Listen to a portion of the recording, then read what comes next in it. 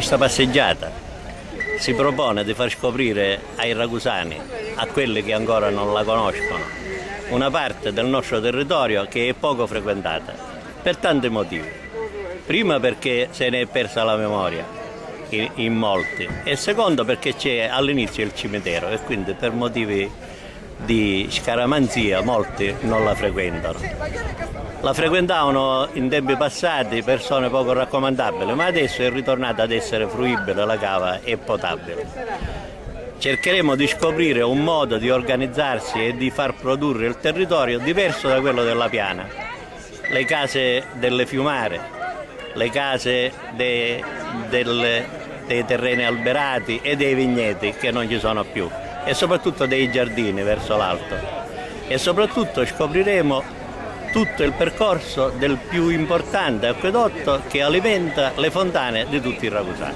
A 2 passi della città la cava San Leonardo è per i ragusani uno scrigno che contiene tanti ricordi, tante attività e anche i luoghi sacri dove riposano i nostri cari.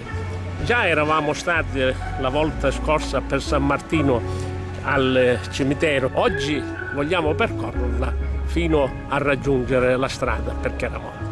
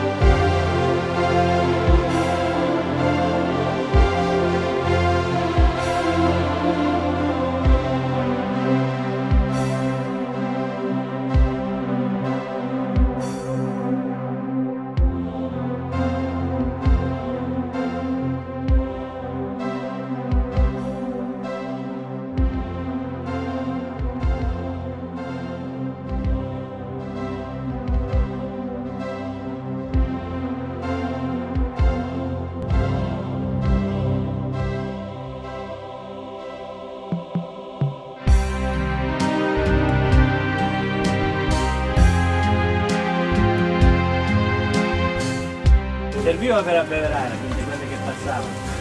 Notate tutto lo scellicidio che c'era dal sottoroccio.